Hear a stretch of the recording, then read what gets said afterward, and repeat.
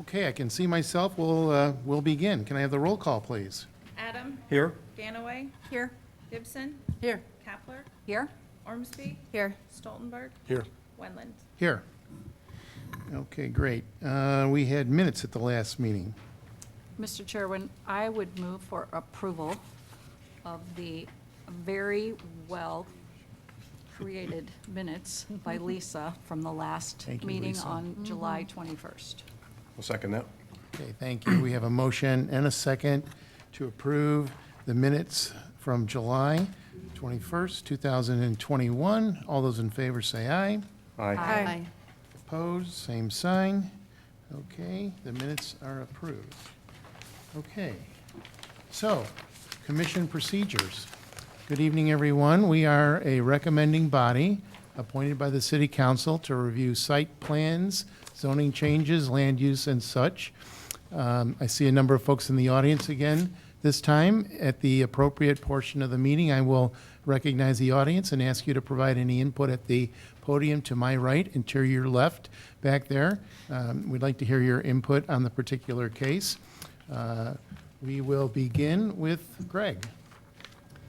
Mr. Chairman, first case we have tonight is Ever Summit, 7th edition. And these are the lots that are going to be replatted. The area outlined in aqua is actually the 6th edition. There is currently a single-family structure located on that portion of that subdivision. This is all R5 multifamily, high-density multifamily residence district. So the townhouses that are in question are capable of being built. This is the original plat, the 6th edition, which originally had this configuration. And this is the single-family lot that's currently built on. This is what the petitioner is proposing, so that we each have these individual lots here in the form of two different townhouse complexes, each of them with 6 units. And that's just the notes to the plat. Staff, in reviewing the proposal, would recommend approval. There is also a condition that a site plan has to be presented with this project at a future date in order for building permits to be released for any of these structures. So given that, staff would support the replatting that is known as Everett Summit 7th edition. I would ask, are there any questions? Okay, thank you, Greg. Mark, anything from staff since publication? No, I would just, thank you, Mr. Chairman. I just remind the commission, you've seen this in various forms before, kind of reverting to a townhouse layout this time. Mr. Pandit has decided that's more what the market will bear, so that's why it's been brought you today. Okay, thank you. Questions or comments from the commission, please?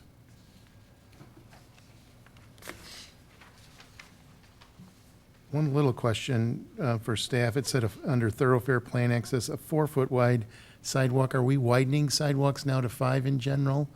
Is that meeting the existing size of the rest of the subdivision? Yeah, so the ordinance change that we brought forward to you is, just had its second reading, I believe, last night. So it's got one more council, but that does not have an effective date till January 1 of Okay. 2022. And we won't implement it for existing neighborhoods. We will we will stay for with the new 4-foot if you've started the addition Okay. and already have 4-footers. Thank you. I did have a question too on recommended action number 5. It says approval by the Board of Adjustments for a variance to reduce the required rear yard setback reduction. How much are they reducing it? They went to 15, and I think they received that on the, last week, Lisa? 12th? Yeah, so that variance is already in place. And Okay. that variance is matching what they already had and Okay. matching the rest of the layout of the subdivision. So you won't have a bump out, everything will have the same variance into that rear yard setback, north and south along that subdivision. Okay, thank you. Okay, anyone else with the commission? Nope. Okay, anyone in the audience with regard to this matter? No? Okay, back to the commission. Mr. Chairman, I'll move for approval of case 21-053, subject to staff recommendations. I'll second. Okay, thank you. We have a motion and a second to approve case 21-053 Everett Summit 7th Edition replat. All those in favor say aye. Aye. Opposed, same sign. Okay. Mr. Twen- Holman, should I have to abstain? Oh, Show yeah, one- let's note for the record. Person abstaining. Yep. Lisa, do you have that? Good. Thank you. Appreciate that. Forgot about that. Yep. So 21-053 with one abstention is recommended for approval. Okay, Greg? The next case, Mr. Chairman, is one involving a replat again, this time in order to incorporate easements and outlots. The area outlined in aqua is the lot somewhat being changed, but in its entirety, we do have this whole subdivision being replatted. It's in a state of two different zoning classes, C1, a portion of Lot 1 to the north, and then C2 for what has been the lot undergoing the most change in this proposal. The original final plat has just Lot 2, but since then, an outlot has been added into the northern area for detention and storage, and also an easement has been added here as well for sewer. You can see the division that has occurred, creating the outlot 2 to the north. Pretty much what you see is the same with Lot 1 and outlot 2, or outlot 1. And then an easement up here. Also, an easement has been widened enough to create an area for a sidewalk to meander through the site. Staff, in reviewing this proposal, would recommend approval with the conditions listed in the report. I would ask, are there any questions? Okay, thanks, Greg. Mark, anything new since publication from staff? Nothing to add, Mr. Chairman. Okay. Questions or comments with regard to this? Mr. Chairman, I did have one question. Greg, in the creation of this outlot 2, will it be allowable to maintain some of the barrier that's there between this property and the homes to the north, or will that all have to be pulled out to? I think the that the drainage. developer was going to attempt to maintain as much of the mature tree growth in there as possible. Yeah, they've actually done all the clearing as part of the first project that we approved, so the Shive Hattery / Giefman building. When they did the mass grading, all the any tree clearing that was done Was then. done So then, what you okay. see now is there. The majority of that is on the north side of that outlot 2. They're just gonna have a sliver of that lot actually for detention. For the site plan that I believe we approved at last meeting, maybe 2 meetings ago, the dental office that's going on Lot 2, they were not able to, because of the elevation starts falling off towards 18th Street, they couldn't pipe all their stormwater back to the wet pond, so they had to create a little pocket of detention there. Great, okay, thank you. There's stream bank, Do we have any kind of site sketch or know what 30 foot. is proposed as far as layout? I'm sorry, what was that? Oh, yeah. Do we have any kind of site sketch or anything as far as proposed layout that would tie in with this? I know they're not required to, but I'd like to see some kind of concept. So we actually already did approve the site plan for Lot That was 2. the dentist office. Oh, that's the dentist. Okay, that's what It was we were the just single talking use about. there, building pushing to the west side of Lot All 2. right. That's right. But we did hold that and did not take it to council until this was brought forward. Okay. Other questions from the commission? Anyone in the audience with regard to this matter? Nope, back to the commission. Mr. Chairman, I'll move to approve case number 21-063, subject to my staff recommendations. I'll second. Okay, thank you. We have a motion and a second to approve case 21-063, Gafeman's 56th Avenue Development, Second Edition replat. All those in favor say aye. Aye. Opposed, same sign. Okay, thank you. 21-063 is recommended for approval. Greg? Mr. Chairman, our next case involves two submittals. One is for a final plat and the other is for a site plan for the area outlined in aqua, which is going to be the Forest Grove 5th Edition. The area is zoned UMI throughout the entirety of this preliminary plat, and this is the northeast portion right here shown outlined in blue of the lots that are involved. This is the final plat indicating the area that will contain the triplex type development, and then the remainder will have 4-unit townhouses on each of these lots that are larger.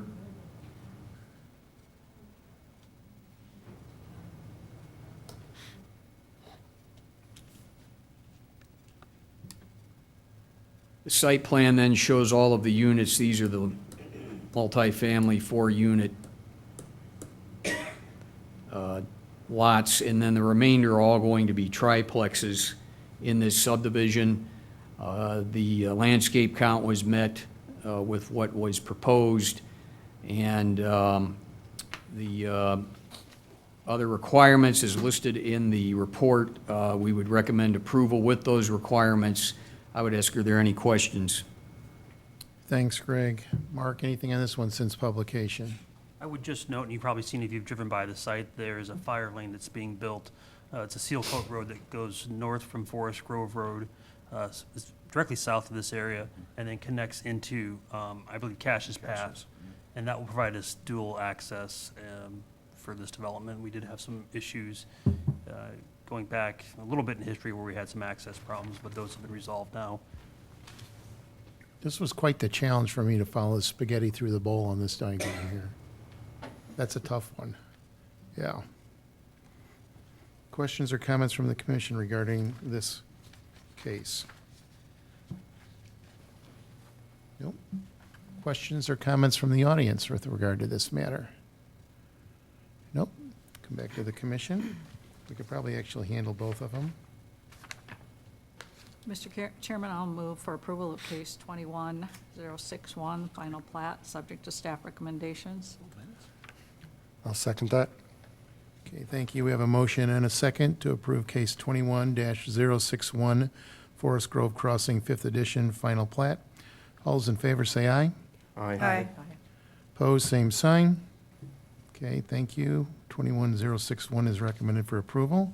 And I will also move approval of case 21-062, Forest Grove 5th edition, site development plan, subject to staff recommendations. I'll second that also. Thank you. We have a motion and a second to approve case 21-062, Forest Grove Crossing, 5th edition, site development plan. All those in favor say aye. Aye.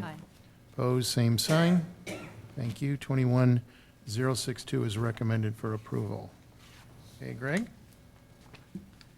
Our next proposal is a site development plan for 3425 Glenbrook Circle North and really, or south, I should say, and that's Lot 5 of the Glenbrook 2nd Edition as shown here.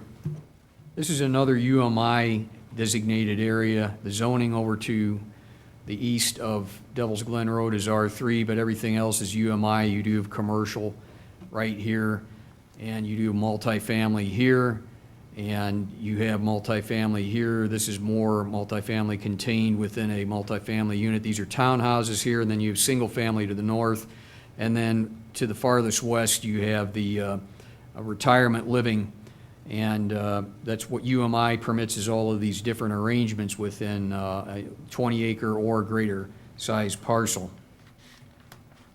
This is the lot on the final plat of the Glenbrook Ridge 2nd Edition, right here, lot number 5, and there's a detention area further south that will contain the water for this particular site. Site plan shows 2 structures with 4plexes, and they will be 2 stories in height. There may be a ground level for garages that will be considered to maybe be a basement level in this arrangement. Access will come off of Glenbrook Circle North, and then we'll have sidewalks approaching Glenbrook Circle South for any pedestrian-type access. And the landscape tree count was met with the tree factor shown, and this will give you an idea of the structure It may look a little bit different in appearance. This one is 3 stories. The one that is being considered here and built is going to be 2. And that image is also a sixplex. These are fourplex. So just keep in mind, that's a larger representation of what will be built, but this was their general detail they had to provide us. Staff, in looking at the proposal, would recommend approval with the conditions in the report. I would ask, are there any questions? Thank you, Greg. Mark, anything else besides what you just mentioned? I would just point out that the staff recommendations don't allow for city services for trash pickup. That'll have to be done privately because of the arrangement of the road, the private drive. Yep. Yeah, and the only thing I just note on that, that one unit, though, get my bearing here, which way is my north arrow is north, up, but north is up. So the west unit on the east side of the west unit, that dumpster area is like, it looks like immediately adjacent to the building, but just when that thing comes and goes, you're not going to be sleeping too well, but I don't know where else they would put it. Other questions and comments from the commission regarding this matter? Just 2 questions. When this is built out, what's the expectation for the occupancy for the development overall? Do you? Overall, I Have don't an have, estimate? I don't have a calculation overall. I'd have to go back and look if when they did their UMI plan, if they did that. Honestly, I wasn't here, so I don't know. Greg, if you have a memory. Pretty much the designation, UMI permits the mixture, and that's what was intended. It wasn't necessarily like almost a contract saying this shall be here and that shall be on this lot, and Sure. Joe, I would say, just rough guess, not taking into account the senior living, you're gonna have about 200 residents in there between the apartments, the townhomes, and the single family. Because I believe the apartments can hold 70 to 80 that are out on Devil's Glen, and then you've got about 20 single family, and you add in, another 40 plus or minus, maybe a little more on the townhome units with still a little bit left to build, so 150 to 200. The other question, there's of course, a bike path on the eastern side of Devil's Glen. Are there any plans to put a bike path sidewalk on the west side along this development? Not in conjunction with the development. Once we widen Devil's Glen and go to the 4-lane section, we can't now because there's a ditch there. So the ditch takes up the room that we would need adjacent to the right of way, so we wouldn't be able to drain the road. But once we widen it, which we're going to be looking at in our 5-year plan, as traffic has picked up on Devil's Glen. So once we widen, put in curb and gutter and storm sewer, then we'll run the sidewalk adjacent to this whole area. Thank you. I have a couple of questions. Just trying to understand what about the private drive makes it not able to be serviced by the city? Because we can't turn around back in there. So their original plan had a driveway connecting basically a circle drive, at which point we would have, but we don't have the ability to make the turnaround there. That little hammerhead they have there would be enough for vehicles, not going to be enough for our garbage trucks, and you can see that's maxing out their property. Yeah. So when you allow a private drive like that, is there requirements to the developer for maintenance or? So that, I think we are confusing private drive with just a driveway. That's all this is. So it's a driveway serving one lot is what that is. So they have to maintain it, obviously. But, we're not nearing the private drive requirements where they have to build it to city standard or anything like that. It's just a access drive. Because it's 2 buildings, but it's on one lot. Correct. Mm-hmm.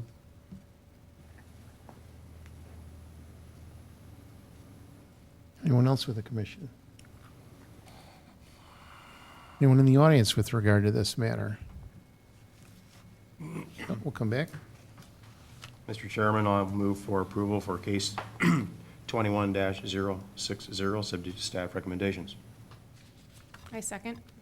Okay, we have a motion and a second to approve case 21-060, subject to staff recommendations. All those in favor say aye. Aye. Opposed, same sign. Okay, thank you. 21060 Glenbrook Circle South Site Development Plan is recommended for approval. Greg? Mr. Chairman, the case we have before us, we discussed at the last meeting in the form of a preliminary plat. And this evening, we will be discussing the cottages at the Heights. This is an area bounded by Kimberly Road on the east, Lincoln Road on the north, and then you have the areas here residential to the west and to the south. The manor is down here. The area is R3. It's been zoned as such since the zoning map that originally went to these type of designations, the R designation, C and I, was created in 1971, and it has been R3 since that time. R3 Mixed Residential District. You get an idea of the contours within the site and how things have laid out. We will not do as an extensive presentation as last time when we showed how this area has changed over a number of decades, at one time probably being a grazing field when it was not as much overgrown as we see today. We've seen that overgrowing process occur within the last 40 years. This is the preliminary plat, which was approved by this body as well as City Council, and it shows the layout of the area, and the preliminary plat shows the engineering and whatnot on the site. The units are not a required element in this. This is not multifamily housing or townhouses. This is portion of the final plat showing the lots of record for each of the units and showing the entryway and showing the cul-de-sac here. And because, again, of the number of units involved, 26, that is below the threshold requiring the number of units to create a connection or necessitating a connection from another street nearby, and that is a fire department requirement. Once 30 lots are involved, then there has to be two means of access to gain entry into the subdivision. And here's a plat indicating more of the easements, and in particular showing access easements that are shared through the duality or the connection between these lots for the drives. The landscape plan was laid out using the standards for what would be R3 zoning, a requirement that there be a calculation based on 25 feet back of the property line for the lineal distance of this area. The petitioner met the tree count within those confines. In R4 and R5 in the landscape ordinance, this distance is not 25 feet, but 20 feet. So in fact, the landscaping that is along this area is greater than what would be required at the manor, or is greater than what would be required at other multifamily housing complexes. And as a result also of this being a collector street at a minimum, Kimberly, that is why the landscape buffer selected by the developer at 35 feet was put in place. The other option was a 50-foot area without berm that would be put in place as a setback. And these are essentially, they're meeting the ordinance requirements. And staff in reviewing this looked at the land use, the zoning that was in place, the engineering standards as evaluated by our engineering division, and the fact that under our ordinance, no site plan is required for this type of development because it is a duplex development. Single family and duplexes are exempt. As well, a landscape plan or buffering is not required with the adjoining subdivisions. The only one that may be required would be if R4 down here, if this were to be rebuilt somehow or the manor were to be changed, they would be required to install landscaping to buffer this location given the zoning differences within the zoning ordinance. But A1, A2, R1, R2, and R3 are not required to have buffering requirements for landscaping. And that has been pretty much steady throughout the time we've had our zoning ordinance in place.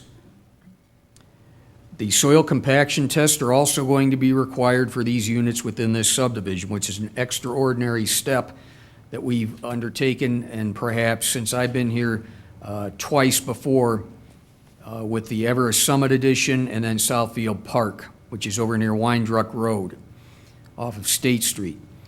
Staff, in reviewing this proposal, would recommend approval with the conditions listed in the report. I would ask, are there any questions?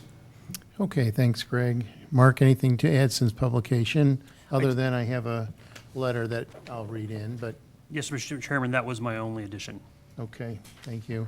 And since we're zipping along, and I don't know if I see them here tonight, I'll just go ahead and read it. It's fairly short. From Nancy Roush, Dear Mark to Mark Hunt. I'm a longtime Bettendorf resident, and I'm disappointed in the direction that Bettendorf is allowing the developers to pursue. We are allowing them to scrape the land free of all vegetation and then scrape the dirt off. 3 examples of these high-density buildings where beautiful trees were removed is the apartments on the corner of Tanglefoot and Devil's Glen, apartments in front of the Mid-American Energy Substation just north of Crow Creek, I think that's Park, and a new development between Tanglefoot and Tanglewood. I'm against the Dolan developments, especially for the water runoff, even though the developer says it will be corrected. You're taking away the natural beauty of a section of Bettendorf where are not only trees and vegetation are, but also animals live. We all need to live together, and we are just crowding out all our open spaces. This development is geared towards the elderly, ? In a ravine area, ? Please do not allow this development to continue, and please consider revising the zoning laws.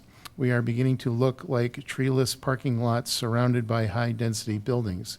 Thank you for reconsidering allowing the Dolan development to be pursued. Sincerely, Nancy Roush, 3675 Cedar View Court, Bettendorf, Iowa.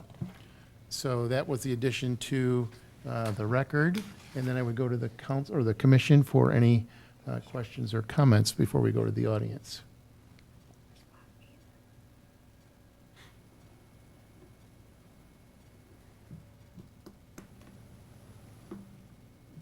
Do you have one about the, We can, Lot yeah, B. I'll ask about it. I'm not, I'll throw this question out for whoever would like to respond. In the paragraph about the thoroughfare plan, there is a reference to Lot B, providing the ground necessary for a future street connection to Heights Court. I'm not sure I know what Heights Court is. For the undeveloped ground at 3437 Middle Road, which is located in Davenport. So Greg, maybe you could show us on the map? I know where Lot B is. Where I've got it outlined is where that is, and that is meant to not landlock or restrict severely this lot for future development, because right now the only opening is right about here. In order to make a better accommodation too for the traffic, instead of having it come straight out here and having what amounts to this type of intersection, if this does develop into something different, the idea is to take that traffic and calm it by have it coming through here, where you can have both combined coming from one point to access Lincoln Road, instead of having potential Greg, conflict.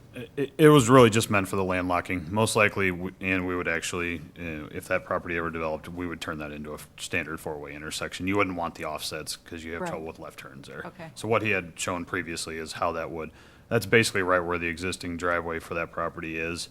But it was meant to provide a little bit of flexibility if you need it in there because of, as Greg said, the fact that part of the driveway, the location of it relative to the property lines essentially is what we're dealing with. So if that's my property to the west, I don't want you to allow this to landlock me, so there is an opportunity for me to be able to do something with that property in the future if I decide to, and Yes. have, That would provide Access. a little bit of flexibility on that Okay. location. all right. The property we're talking about is the one on the private drive? Or behind? Can you show the? Just maybe the aerial, Yeah, Greg, that might would be help. easier to show. It's the piece that was originally, The Davenport- part of the Davenport development. piece. so there's a sliver of 10 feet, and basically where instead of extending the right-of-way out and messing with sidewalk locations, we just had them designated as an outlot for access. Okay. And I believe that the owner of that property is the one that submitted the letter, correct? I think it's actually a different, the last name is very close, but not the I don't think that's the same, that's not the Same same. Rouse different versus Roush. Roush. Yeah. Okay, Roush, didn't Rouse, pick different that up. spellings, yep, Okay. pronunciations. But yeah, that's all that is meant for. All right. So, I Ms. just- Kapler, I would also point out that the road names and the name of the subdivision have changed. So the Heights is the new name of the road, Is the name of the cul-de-sac. is the name of the cul-de-sac, and the subdivision name has changed as well. Okay. That's what Heights So Court on, is. on here, it says McClellan Court, but now it's going to be Heights Court. That is correct. All right, Heights that Court, helps a yep. lot. Thank you. And then the subdivision name has changed similarly. Very good, thank you. Okay. What? Cottages at the Heights? Anyone else from the commission? Nope. All right, from the audience, comments, please. We've got one guy at the podium. He'll go first. Yeah, Kind of Mr. this way you're standing up. 1, 2, 3. There you Mr. go. Chairman, Greg Gackel, 1116 Cofelt Avenue. I almost interrupted you because you were discussing, I think, a very critical point about access to that other lot. Earlier in the discussions, you said that if there was 30 units, that the fire department would require 2 access to this property. That other property is in Davenport, but it's the same function. You're going to end up with far more than 30 lots being served by one access egress. I think this is a critical point, that the commission can't ignore what's happening at an adjacent property. You're even making special provisions to assure development of that land. I would say that it's almost tantamount to a preliminary plat for that other property. You're providing an access point for development of that Davenport property. And that would be 26 more units funneling off on Lincoln Drive. You know, and furthermore, on the plat, it says that that lot, that outlot, is going to end up in the hands of the subdivision owners. Who are they? I mean, if it doesn't make sense to just say the outlot is going to be an access point for a 26-unit subdivision. That's abdicating your responsibility. You should, at the very least, have a joint meeting with the Davenport Planning and Zoning and work this out. I don't think that's actually even legal to make a note on a plat saying that's an access point for another subdivision. I think that's a very serious issue that really ought to basically halt, at this point, any further discussion of this plat. Thank you, Greg. I'm going to ask Chris to respond to in particular, the reference to it not being legal. Mr. Chair, can I throw one thing out before Chris does Yeah. that? The part that I think we're missing here is that there is still, Greg, I don't know if you can zoom in on it, but there is 40 foot of frontage for that Davenport property that doesn't exist outside of that outlot. So where the existing driveway is, right where Greg is saying, is where that lot is connected to city right-of-way. So it has right-of-way access. We were just providing a little extra flexibility within that outlot. That's all. So we're not dictating that they have to utilize that for access. We were There i- providing some flexibility. There is another point of access Yes. available. Yes. Would that be on Lincoln Road? I don't think we're going to do it back and forth, Mr. Right. Chairman. It's No, right where yeah. it's shown. If you need to be at the Yes, mic it there, is on Greg, if Lincoln you Road. want to talk, and we'll address through me back to Brent. So, I don't think he and understood with the that. additional, we were talking about a crystal ball here, that there's going to be 26 on a lot now where there's one house, but if there were 26 in Davenport, would it be sufficiently served from a Davenport perspective by the width of the existing road that's there? Which road? The 40-foot access point you're referencing. Davenport's minimums, I don't know, but it's probably 52 to 50 foot to 55, so they would need a little bit of that access, or they may have to potentially buy to the north. We can't speculate in terms of something of that detail, but there is right-of-way access from that property. We're not dedicating that they have to utilize that outlot. And Chris, can you address the legality issue about Yeah, I reference think- on a plat? I think given the, the discussion that, the clarification that Brent made relating to the scope, if you will, of Lot B and the intention for Lot B, not providing the access, but to give additional flexibility in the access actually being there and that 40-foot portion that Greg showed. I think, plat notes are common, they're legal, and I don't believe that this would be an illegal action to have Lot B specified as it's shown. More a matter of clarification. It's a and clarification intent. and intent. I think it's an appropriate use of Lot B. I think the clarification as to the intention of that Lot B is really the key. Okay. Question? Yeah. It's not necessarily a foregone conclusion that the city, that Bettendorf would even build an access. If that was developed and they made the access point going north, is it automatic that we would make the access point into Heights Court? Or that would be considered at that time? No, I think we would make a strong suggestion to Davenport that that would line up with the extension of Lincoln Road. You turn that into a standard four-way intersection. I see. You wouldn't want the offset like it was, like Greg had sketched through there. Now, the other possibility, this gives us some flexibility. It was discussed at P&Z, and more so in detail in council, was the potential future extension of Middle Road back onto Kimberly Road, at which point, if that happened, that section, that north-south section of Lincoln/Middle, whatever you want to call it, would probably be vacated, depending on the status of that house right at the corner. But if that ever went away, and then Lincoln Road came in and just served Heights Court, then you could actually see some benefit from that outlot. So it does give us some flexibility, because then you would want an offset. It's hard to picture without being able to sketch it, but that does give us some flexibility in the future of how that would line up. But it does not mandate that it has to go through that outlot, because they do have other frontage.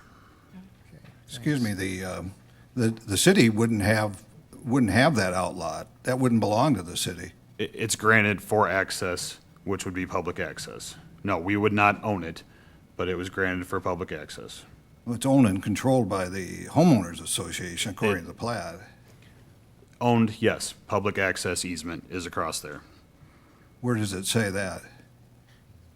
Where does it say the city has right-of-way and easements over that?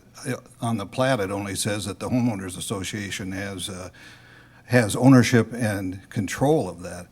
General note 1. Yep.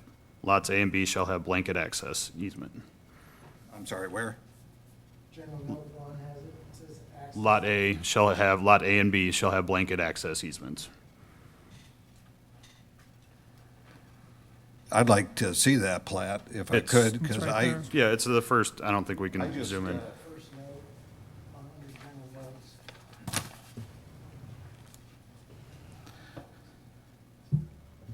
matter of fact, I'd like to see the latest plat that's posted as well, because I'm not sure that the posted plat on the, no, I mean the complete plat.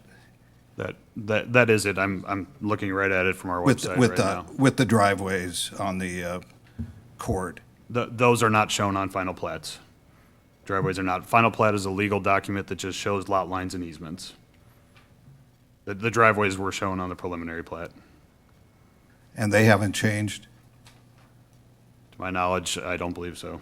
And if they did, it would have been a minor adjustment if they had to make so. That's common. So you still have 12 driveways on that court, is that correct? 26 lots, there's 13 right On the court. there. On the court itself. I live on a cul-de-sac, not far Count away. 7. And we have 4 driveways on the cul-de-sac, and it's a complete mess for not only parking, but for snow removal. I wish I would have been here a month ago, but I was out of town.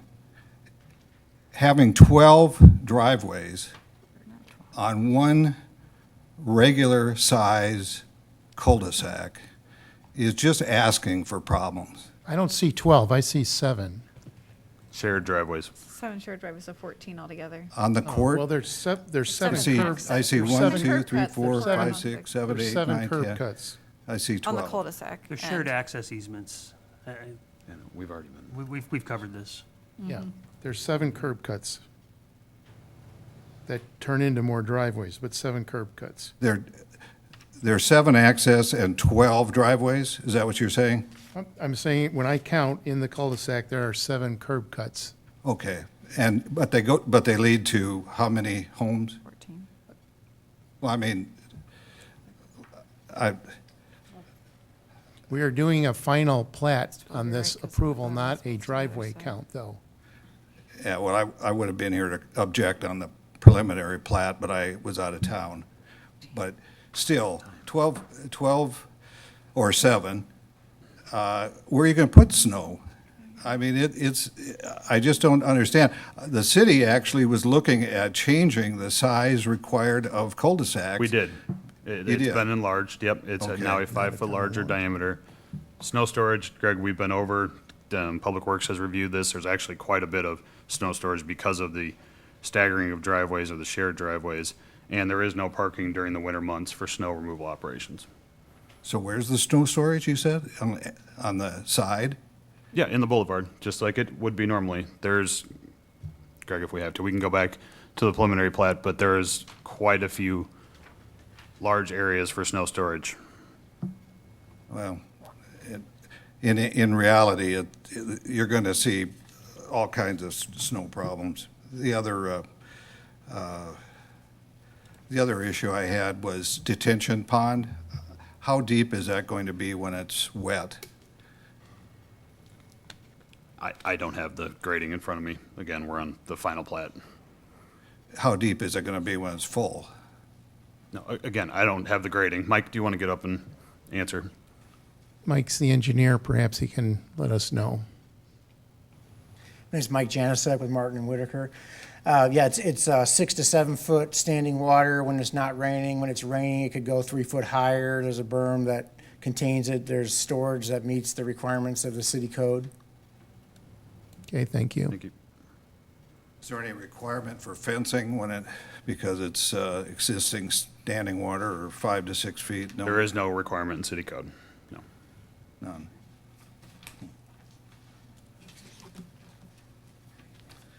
Are the fire hydrants, has the fire department looked at the fire hydrants? Yep. And all, They make code. and all the lots are within 400 feet? Yes.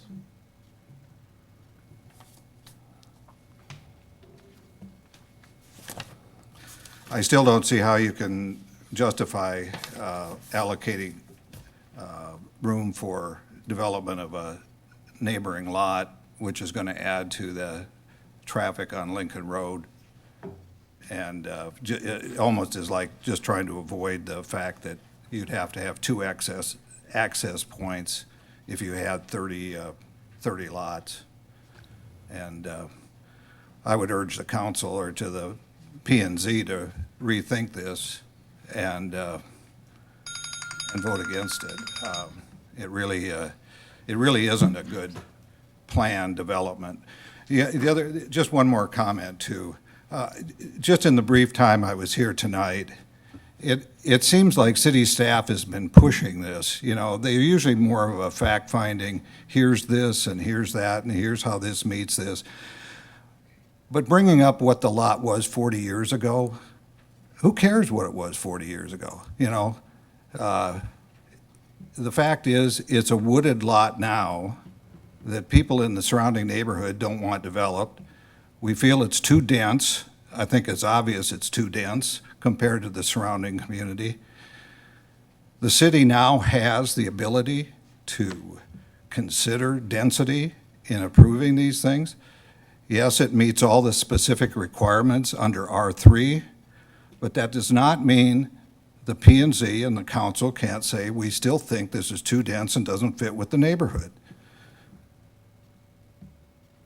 I was on the P&Z a while back, and one of the things that always came up was, this fits in R2, this fits in R3. You can't change that. You've got to approve it.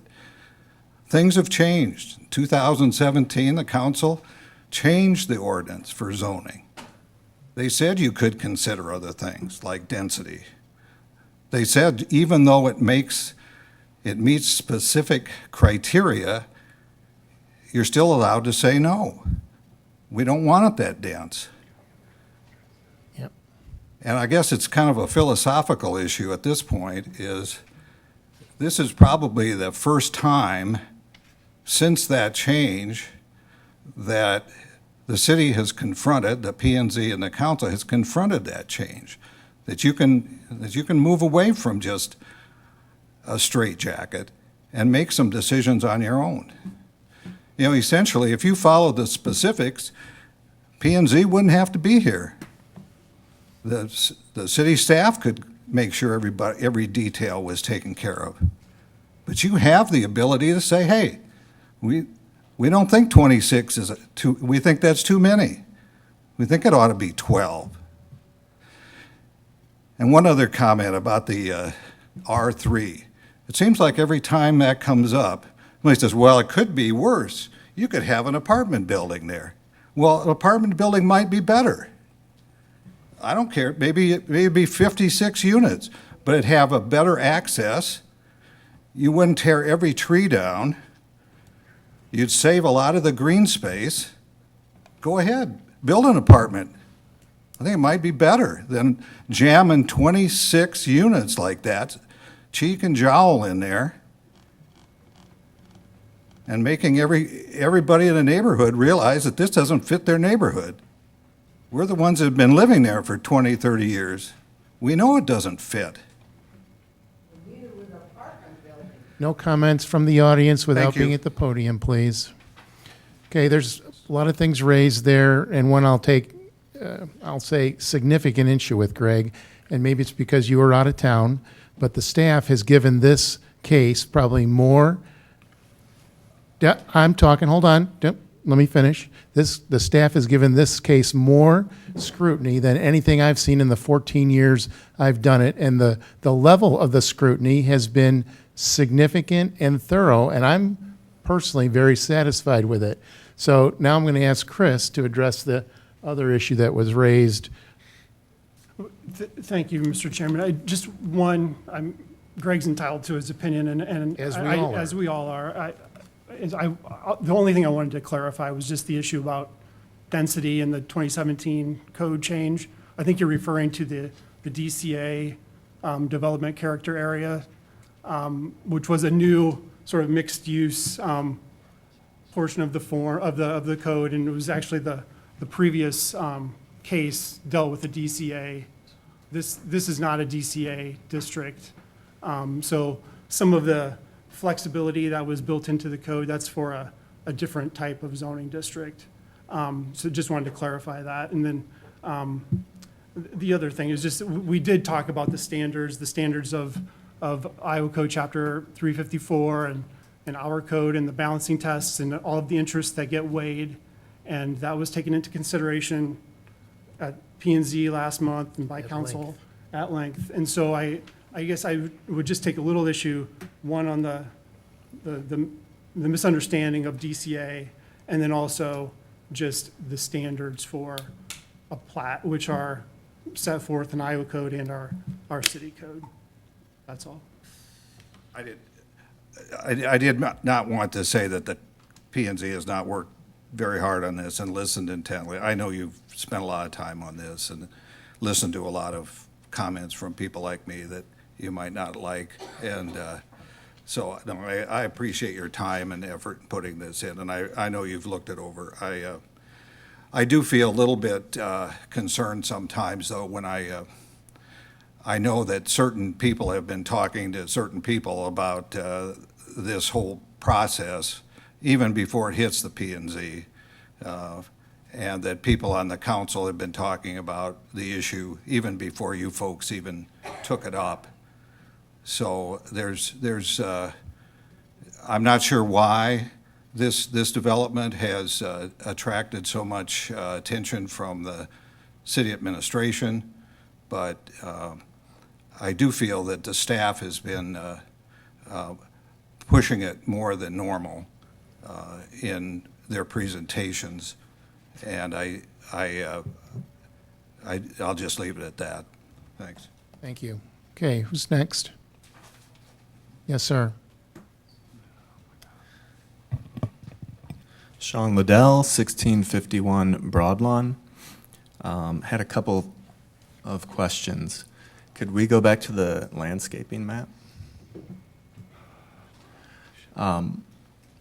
Just wondered if we could have any type of buffer landscaping to protect the Davenport. I know Kevin has mentioned many times he wants to listen to the neighbors' concerns. So while I heard earlier it may not be required by code, I would request, for us that live and would have that view, I think it would be very beneficial to have some buffer landscaping against that Davenport line.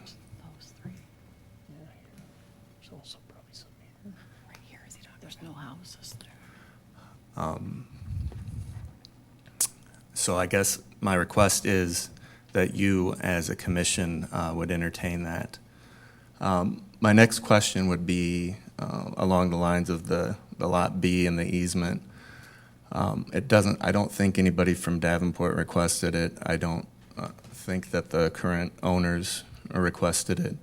I know Kevin has said to you guys and to the city council in prepared remarks that in the spirit of listening to the neighbors' concerns, that's why they withdrew from the Davenport portion. So I guess I'm just wondering why all this preparation to have almost a phase 2, and maybe that's why there's no trees there as well, but I don't know. I just wanted to note that, I know that's nothing legally binding, but Kevin did tell you guys and he told council that in the spirit of being a great neighbor, that's why the density was lowered and the Davenport portion was withdrawn. So I don't know. I doubt that city staff requested the easement. Maybe that was the case, but it seems like it might be put in there by the developer, which I think would be odd if, like I said, in the spirit of being a good neighbor, it was withdrawn. So I hope that you consider adding the buffer landscaping for the Davenport portion because, a win-win-win situation, which I know you guys have all talked about. I think we need to consider the view of us up on a hill looking down on this new development, and why would we want to look into these new backyards when we can go ahead and put some buffer landscaping up. Thank you. All right, thank you, Sean. Next person, please.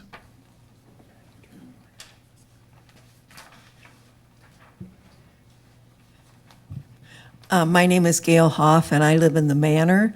And there's been a lot of talk about how things are going to be landscaped and the detention pond, but there hasn't been any discussion on how it's going to affect the Manor. We own only about 10 feet beyond our most northern building. So if you can put up the picture that has the trees and the line there. Okay, so if you look at the very far right corner, you see our building Building 11. You see a couple cars parked there. And that's where our land ends. For 60 years, we have maintained all of that grassy area per an agreement with the owners of the whole hillside there. So what is it going to look like when we walk out around our condo? Are we going to see a 7-foot lake there? The people that live on that end of the building, what are they going to see, and what's it going to be like for them? I see there were some trees that were going to go around it, but if that's where the detention pond is going to be, what is the bottom line going across towards Davenport? What is that going to look like? This hasn't come up at all as to how it's going to affect our building. And I mean, the poor man that lives on the end where that little purple square is, when he looks out his window, he's going to be looking at either a swamp or 7 feet of water, or we don't know what he's going to be looking at. But we have asked several times, shouldn't we be grandfathered in? That's that little triangular piece of land that we've maintained for 60 years. And also the slab that we just paved, which is kind of that white color there past the cars, that's going to go. That's where our snow removal goes, because when we get to the end of our garage, well, there's going to be somebody's backyard right there, I guess.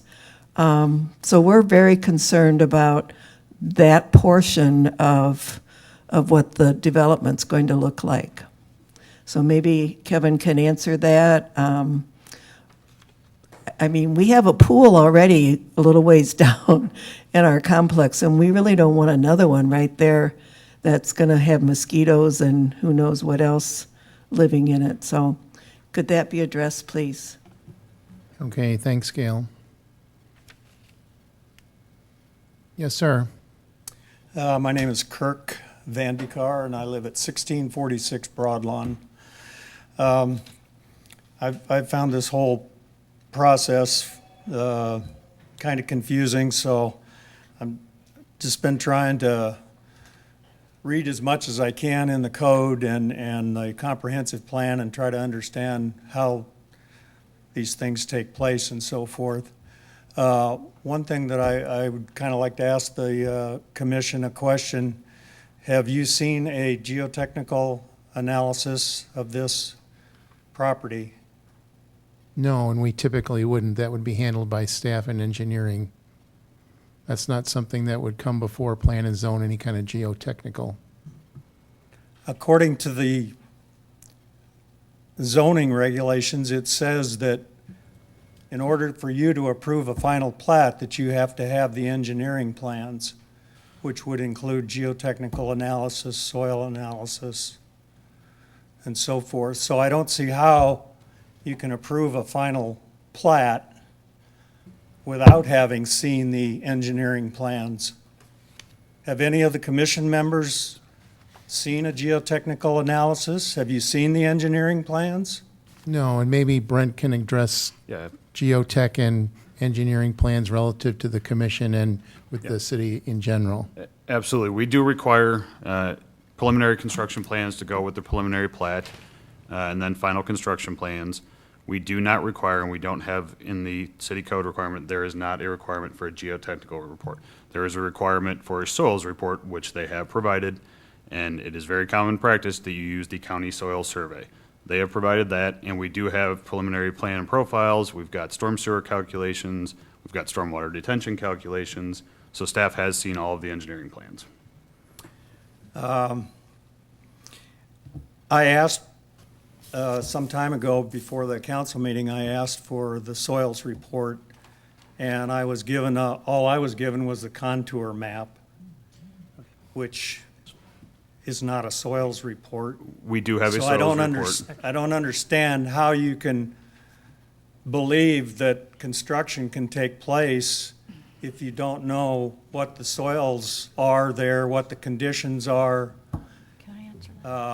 I think, Here, Mr. Chair, something else Yeah. specific Please to the enlighten soils. me how you would, how you could we're trying. allow someone to go in and build without knowing if you can build because you don't know the Kirk, he soils. just said it's a soils geotech is not required by code. Did you hear him say that? I would Yeah, like I to understand. add even more to that, Mr. Chair.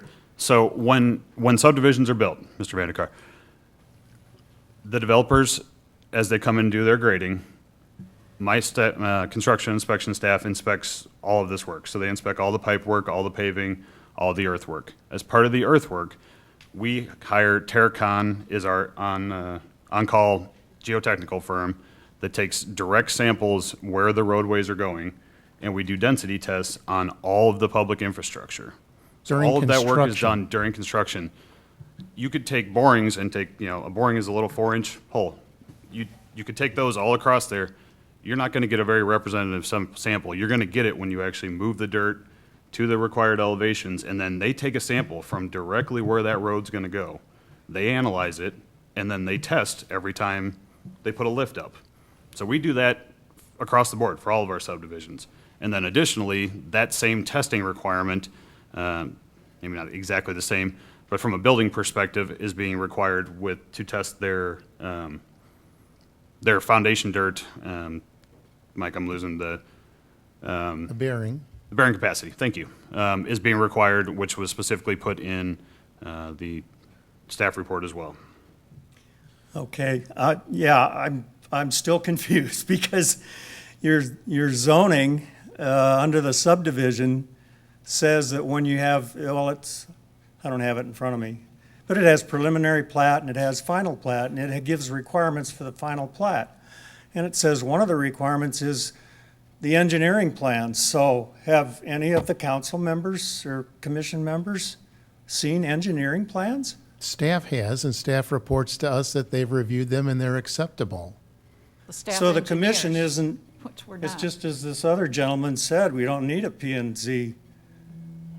Because staff is making the decision, P and Z isn't making the decision. Well, we're not an engineer, and we have Exactly. professional engineers, like Mr. Brent Right. is a professional, registered engineer, and they've performed their job, Kirk, and What? reviewed them. What would I add to my review as a business guy? I've got an MBA, I'm half smart, but I don't know an engineering drawing from something else. That's why we've got staff to do that. Why does it say in the zoning regulations then that these folks sitting here are supposed to have a, By proxy of the staff we Engineering have. plans. Mark, can you explain the process on how that works, maybe a little more rudimentary? So, let me go over a couple things that are really important to point out. One is that compaction samples are required as part of our staff recommendation. And so that means as the site is leveled, But not at this point But of not our at this discussion point. here for a plat. right, you would not, because the site's not level, so you wouldn't do your compaction points yet. But we've added that in. That's an extraordinary measure. I think Mr. Beck mentioned that. Secondly, staff has early on accessed the soil map, and I gave said soil map to Mr. Vandekar myself personally, and I'm very sure I know the difference between a soil map and a contour map. Secondly, you have a technical staff. You are generalists. We are the technical experts. So we provide you our opinion in form of a staff report. And that opinion is vetted by the credentials that we carry, that we have. We provide that to you. That's how it works. That is the process. I think what has maybe transpired here is people have a misunderstanding of what your role is as the appointed commissioners and what our role is as technical staff. We do the technical work. You review it at a higher level, if you will, and make a vote. To double check, first of all, our technical work, ask those questions. We clarify them for you if needed, both here and prior, if necessary, when the packet goes out. And just to clarify also, just on this specific point, and I think maybe we've belabored it enough, but in 12.3.1C, relating to engineering plans, it specifically says that the engineering plan shall be approved by the Director of Public Works or the Director's designee. The city engineer reports to the Director of Public Works. I think it is important to understand the complexity of these land use decisions, but the P&Z Commission they are not expected to be engineers and lawyers and soil specialists and everything else. That's why we have all of these staff to do that. And on this point specifically, it actually, in the code, it does say that it's not a P&Z decision. So I think we've probably belabored this enough. Anything else other than that matter? Yes, I'm thoroughly confused on that issue now, but I'll move on. I noted in the comprehensive plan that it says you're supposed to do an environmental analysis on these areas. And has anybody, I haven't seen an environmental analysis. I'm not aware that one has been done. Go ahead, all the DNR references. I'll let you address Sure. that So, too. again, I think we covered this in the previous meeting. We have done analysis of the zoning, of the engineering, of the environment. We have looked at slope, we have looked at soils, we've looked at historical geography. That was all covered in our previous meeting. We have also consulted with the Iowa DNR and have clearances from sovereign lands and waters, endangered species, and their flood, their flood group. So we have consulted with every governing body. And I think that's the overall message, Kirk, and I'm not sure where you keep pushing on this lack of review, because there's a standard in the city, it's defined, and that standard has been followed. And I'm not seeing where we're missing information. I'm Okay. confused. Clarify me, because I'm confused from what you're saying, I'm that too something seems to be missing. I'm too confused to clarify at this point, so Well, I I'm would gonna agree move with on. that. I have one more item. It was at the last P&Z meeting that the city lawyer, or maybe it was at the council meeting, I'm not sure which one it was, said that there were 3 things to consider when looking at this development. You had to consider the rights of the neighbors, the rights of the future property owners, and the comprehensive plan. And as a future property owner of this property that's being proposed, of this development, I'm saying I don't want you to develop it. No, wait, I'm confused. You're the future property owner?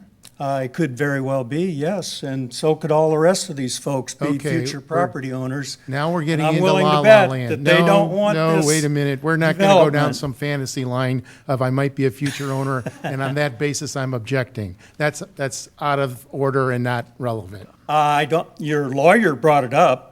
He's the one that But said. you're not an owner. You don't have standing as an owner to object. He could be a future property owner. Yeah, we're not going to deal in could-bes and what-ifs and all the other things of Candyland. I'm sorry. We're going to stay on Okay. the mission here, okay?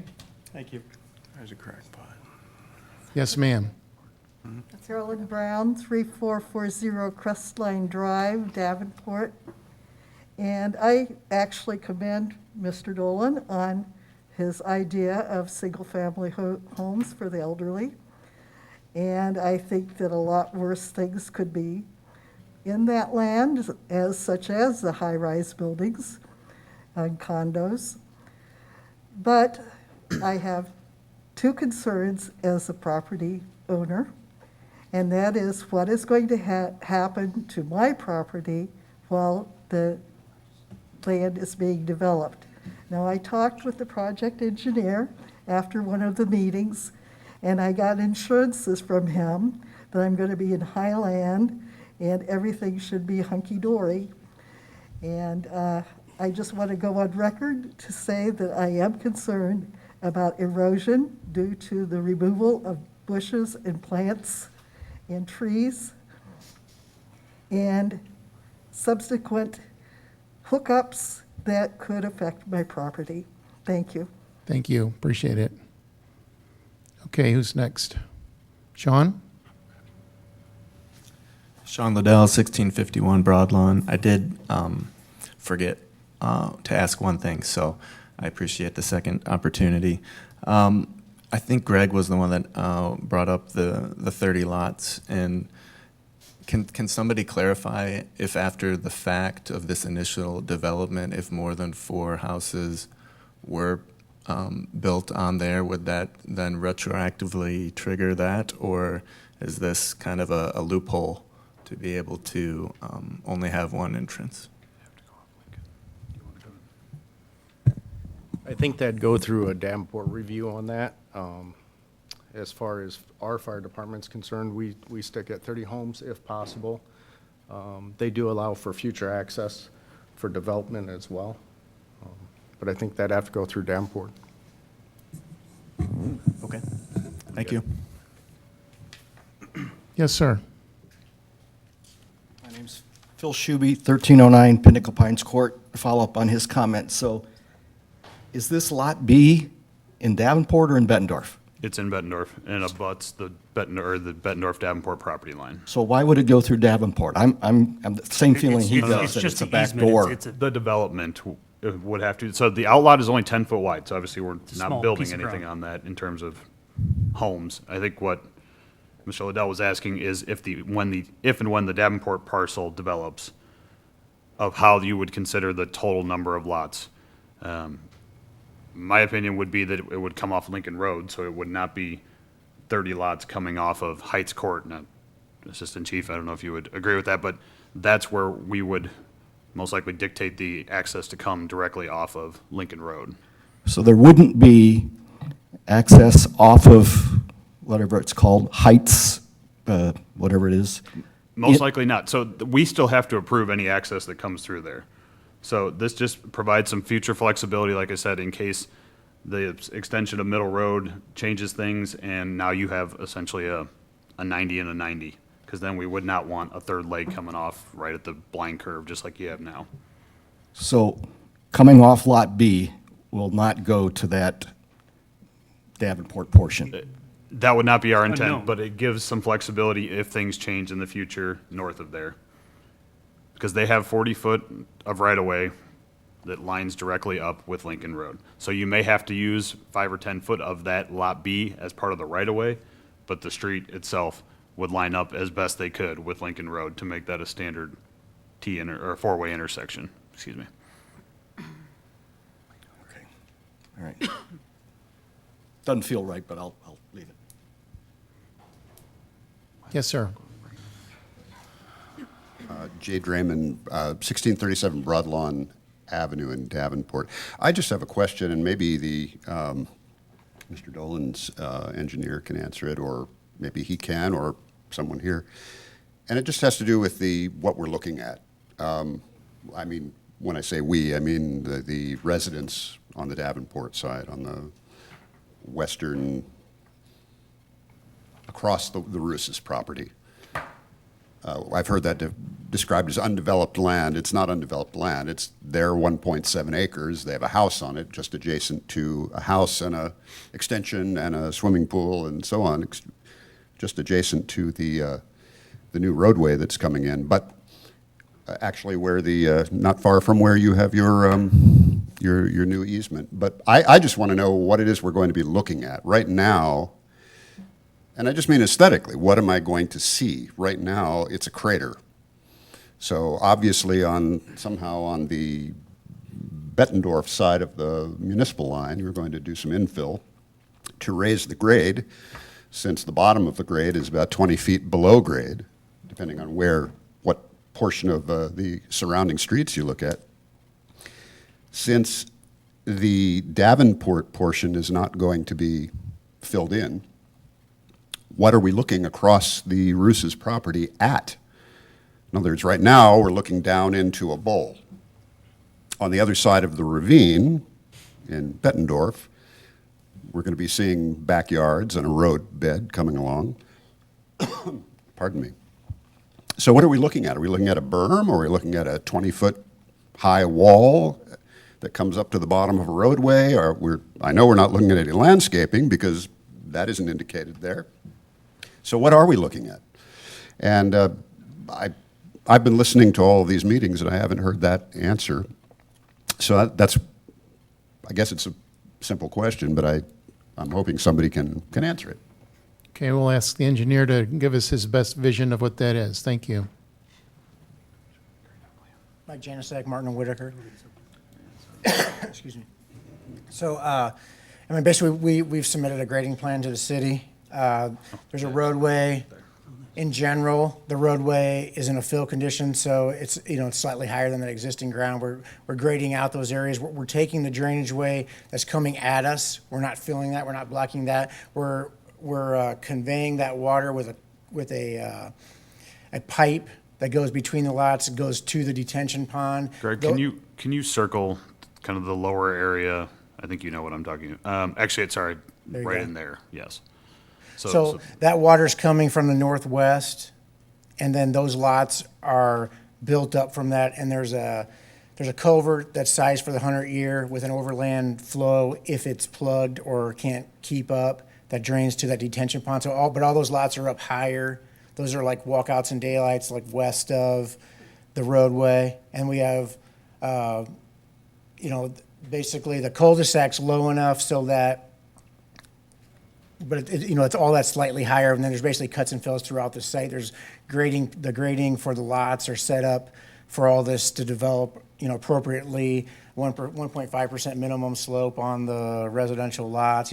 There's a swale along the south side to convey water that's coming from the south, and we're picking up water coming off a crest line. We have a storm sewer that picks up water coming off a crest line that goes to that south ditch with the storm sewer.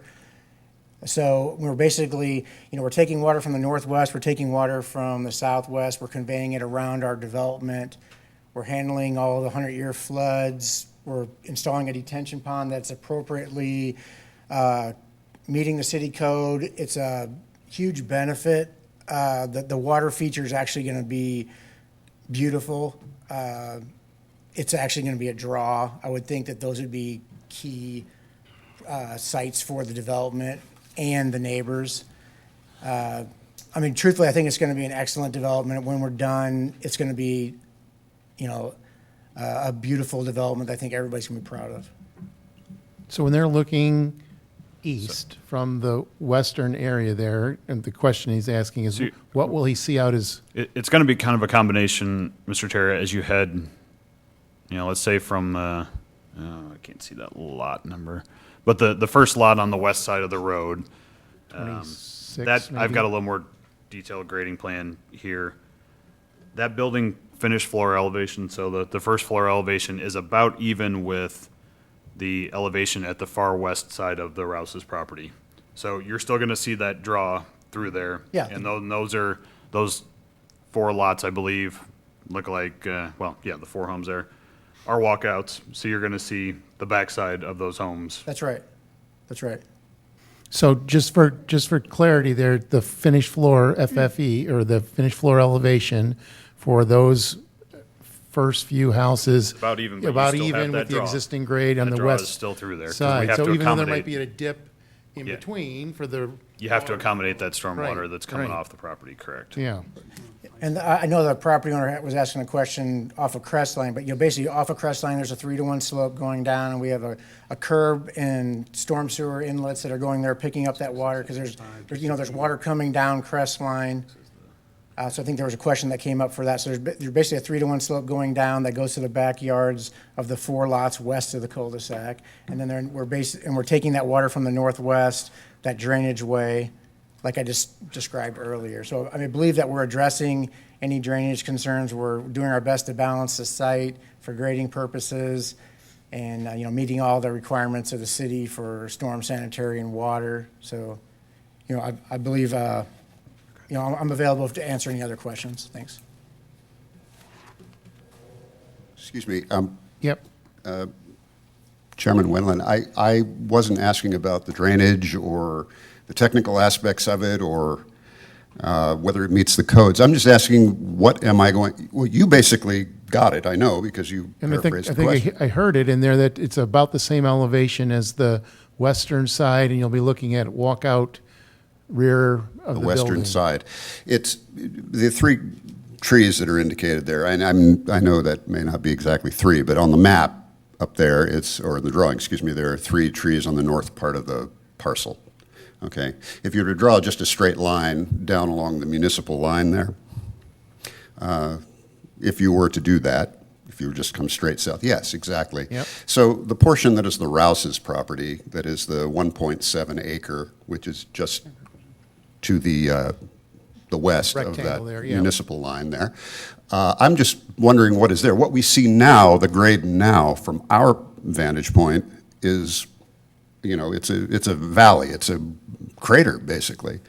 It drops down 20 to 25 feet below the surrounding grade. So I understand they're going to infill, they're going to build up, and Yeah, so the roadway will be up. Yep. And then on the west side, you'll have the homes that are roughly even, a couple feet above the road, but then their backyards will slope down and meet that existing draw because they still have to accommodate. So those are the backyards that are coming down? Yes. Correct. Yes. That's not a buffer, it's not a berm, so their backyards are actually going to slope down They'll somewhat? slope down. Yeah, you can't really berm through there because they have to accommodate that water that's For the coming water. off the Rouse's Okay. property. Yeah, I think we were just we were getting a more complicated answer than what I was asking. It's just really basic. What are we No going to see? offense to the engiiner, but you ask an engineer, so you got Well, an engineer I didn't answer, ask the so- engineer. Well, yes, I guess I did, so it's sort of, you're right.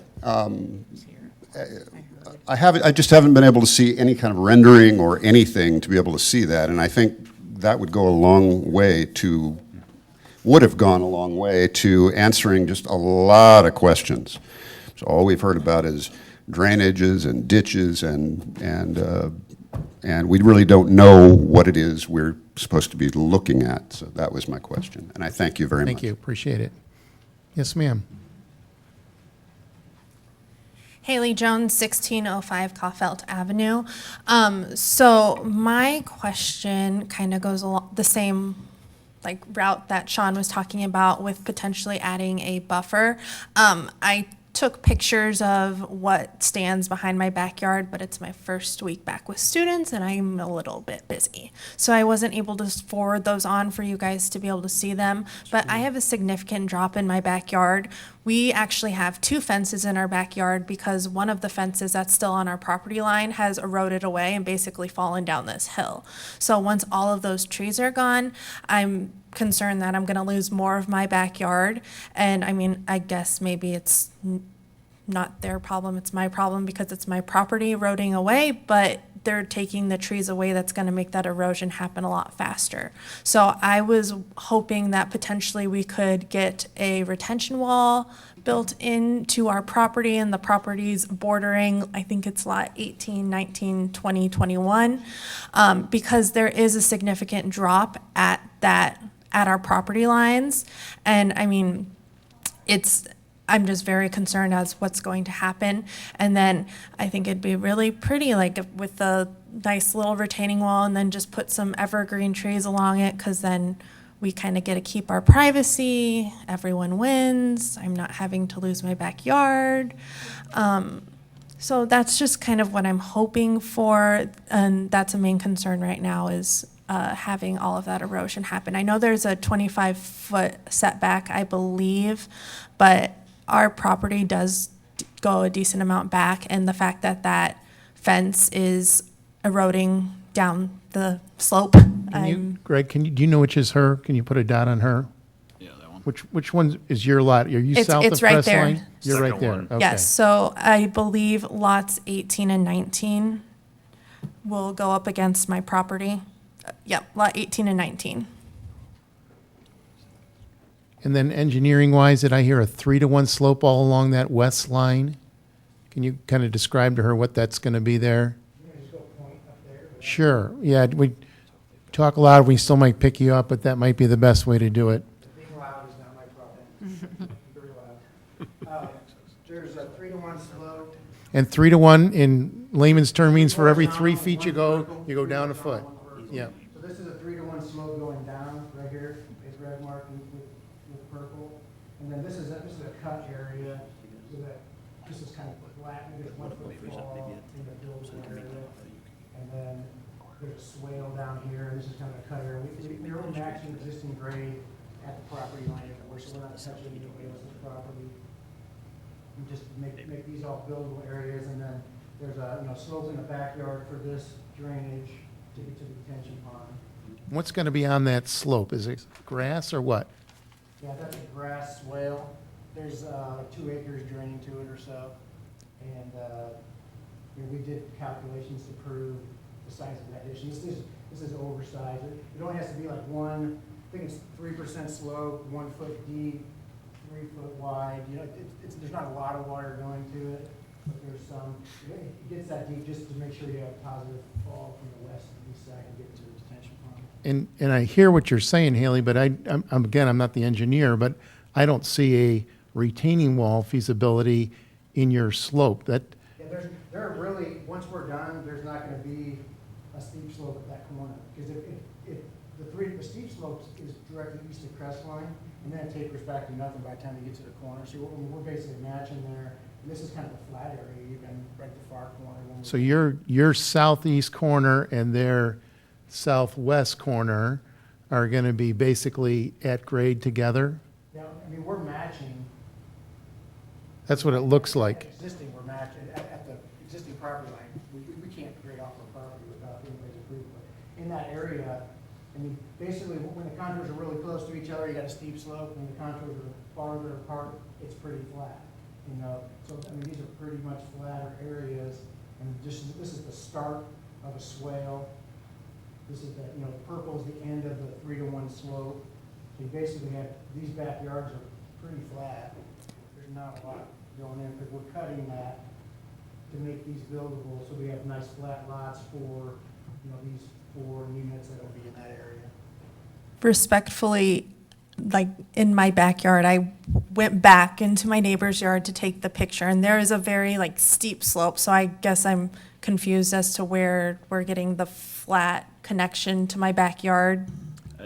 Mr. Chair, I don't think it's flat. I think, Haley, part of it might be, and it's really hard to see without being able to zoom in there, but you can see it on the grading plan here, is I think the majority of the slope that she's talking about, and actually, yeah, Greg, you can really see that, is still on her property, depending I on see. exactly where your Yeah. property line is. So their survey picked up your fence that's roughly, I'm going to say 10 feet inside of your property line.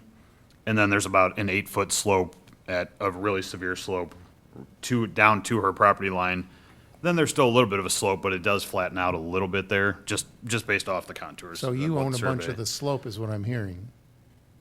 Definitely the most severe part of it. It is still steep off there. There's no doubt about that, though. Yeah. So the possibility of just adding a little retaining wall there is not feasible then?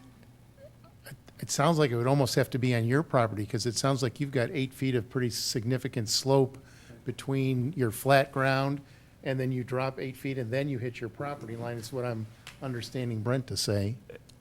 Yes, but ultimately, you know, we can't require the No. wall. It would have to But I be mean, if she wanted to something maintain some kind of, she could fill in her slope and put her own retaining and put it wall along in. that backside, correct? But you'd have to, Yeah. the developer's not gonna fill in your backyard. Yeah, yeah. Okay, thank you. All right, appreciate it. Anyone else? Gail? She should have brought us cookies. So my original question hasn't been answered by Kevin. I know you're here. What is it going to look like from the left corner to the right corner where the detention pond is? What are the people in the manor going to be looking at? I can answer that, Mr. Chair, since we've got the grading plan Yeah. here.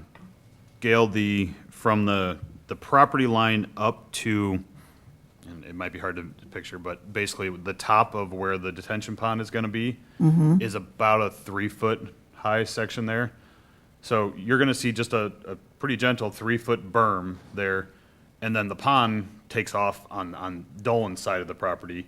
So from inside your units, you most likely would be able to see over the top of there, but if you're actually down at ground level, you're just going to see a little 3-foot berm that has trees on it. And how many feet will that be from our building? That I can't tell because I don't see the building on here. Basically, that berm the bottom of the berm starts right at the property line and goes up at a 3-to-1 slope, so about 9 to 10 foot would be the top. And then all across now where we look at the woods, what are we going to, is that going to just be backyards that we'll be seeing then? Correct. Okay. Yep, And they're the not going west to of have, the- and they won't have any kind of berm on them? They do not, no. Okay. Okay. All right, thank you. Anyone else in the audience with regard to this matter? Nope. Okay, back to the commission.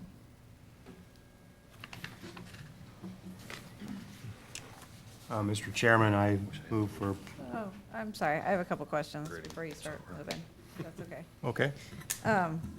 I think just for clarification, maybe for the homeowners and for myself, the question about Lot 26 and Lot B maybe boils down to, can homes or driveways be added onto Heights Court later or not? Or would they have to be onto a new road? Correct. So a new public road would have to come through there. I think what we're going to do after this discussion is I'm going to have a conversation tomorrow with Davenport's city engineer and get his perspective.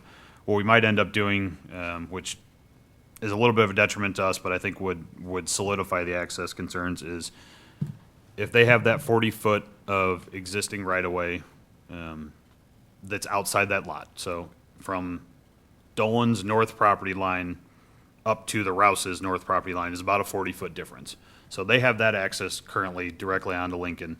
What we might do is restrict the access portion of that outlot to only what Davenport would require for a future right-of-way. So if we got 40 foot, we might, that access easement might be trimmed down to 12 foot or 15, whatever Davenport needs. And I think that might clarify it. Like I said, it doesn't help us in the long term if we ever wanted to reroute through there, but I'll have that discussion with Mr. Shad. Good idea. Yeah, I think that would help. Thanks, Brent. Did you have more? Was that? That was it. Okay. Brent, I would like to ask one additional question. You mentioned discussion about extending Middle Road across. So, and we talked about that last month, and I thought that was a very interesting suggestion and potentially a solution. Is that, what's the status of that at this point? So we have enough right-of-way to do it. We do need to work with our colleagues in Davenport. I had a preliminary discussion with Mr. Shad, their city engineer, and he said they'd, definitely work with us if we decide we want to try to pursue that. All that traffic's going into Davenport now, no matter what. I don't think you're going to see much of a difference. There is some engineering that would have to be done to create an intersection. Obviously traffic signals, but there's the turn lane into Burlington Coat Factory would need to be studied. It actually would extend into the intersection slightly, so we'd have to see if how we'd modify that. So there's some study that needs to be looked at, but it is something I think that's been expressed by both the city administration and city council to look at that sooner than later. So that is being explored? Yes, it will be. Thank you. I think the last thing I think that might be helpful just to the neighbors who were asking Davenport line landowners in regards to erosion control concerns is maybe just for you guys to know that there's COESCO permits that are required, which is erosion control planning during a construction process.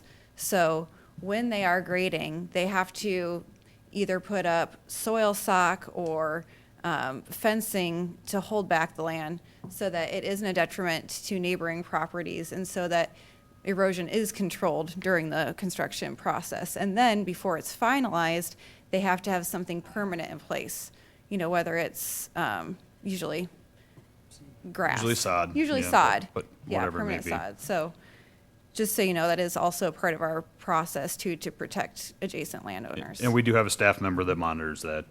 That's his only job. He's in charge of checking all of these construction sites on a periodic basis. He's got to do a minimum inspection every quarter, but he does them closer to monthly, and then we handle it on complaint basis as well. So we will have plenty of coverage there, and we've been directed to by one of our city council members to make sure we're paying a little extra attention here, given the close proximity. Thanks. I'm done for real. Okay. Mr. Chairman, I'll move case 21-064 for approval, subject to staff recommendations. I'll second that. Okay, thank you. We have a motion and a second to approve case 21-064, the cottages at the Heights final plat, subject to staff recommendations. And given the magnitude of this one, just any comments before we go for a vote? No. Nope. Nope. Okay. All those in favor say aye. Aye. Opposed? Same sign. No. Okay, one. 21064 is recommended for approval. Okay. That leaves us with one item for staff updates.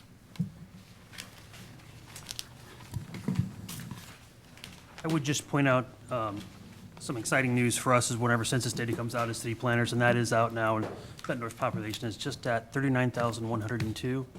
We'll be doing the analysis on that and looking at the parts of town that have grown, but, you know, again, city planners is kind of a neat time for us. It's a little bit like Christmas to get the new census data and go through the tracks and see what we got. So 39,102. And then I have been asked to look into some training options, which we have been exploring with Iowa State University, and been kind of keeping Roy in the loop on that, and those are forthcoming. They had some staff changes, so they're not going to happen quite as soon as we'd wanted, but we do have those in the works. We're going back to school. Percentage-wise, what kind of increase is that? Oh, come on. Oh, come on. I thought you did that off the top of your head. Yeah, almost 2, I almost believe, 18%. or 17.8. Almost There you go. 18%. All right, and then just, again, thank you, staff. That was a long one. I think it was a challenging one in a lot of cases, but I'm confident in your work review, and we appreciate your efforts and diligence in getting us through that. So Absolutely. with that, we're adjourned.